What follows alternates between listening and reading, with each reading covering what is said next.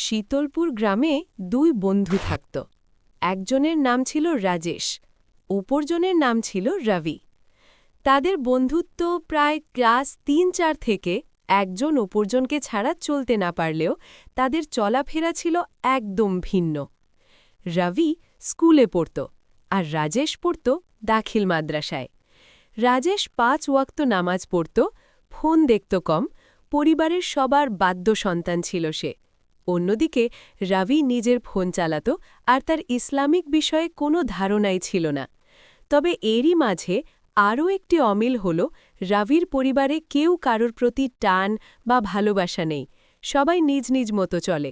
তবে রাজেশের পরিবারে ছিল সবাই সবার প্রতি অঢেল ভালোবাসা। তবে সমস্যা হল, রাজেশ পরিবারের চাপে সুন্দরভাবে চললেও ও রবির চলাফেরাকে বেশ পছন্দ করত।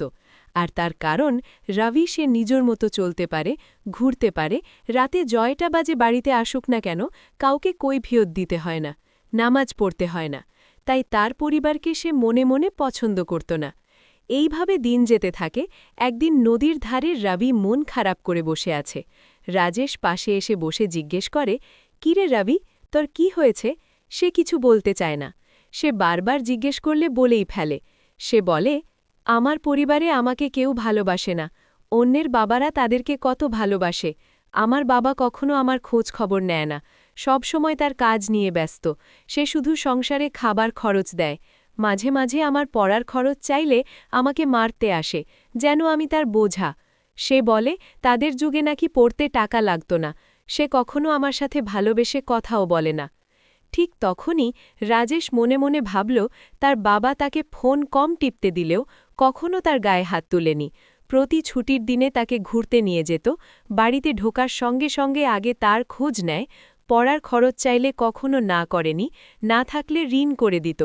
কত ভালোবাসে তার বাবা তাকে, এইসব ভেবে সে খুশি হয়ে যায়। আর বাড়িতে গিয়ে বাবাকে জড়িয়ে ধরে বলে, বাবা, অনেক ভালোবাসি তোমাকে।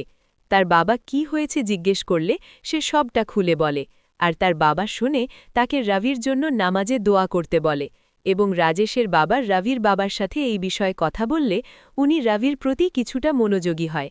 রাজেশ তখন থেকে সে পরিবারের প্রতি আরও মনোযোগী হয়ে যায়, আর দুই বন্ধু আবার একসাথে চলতে থাকে।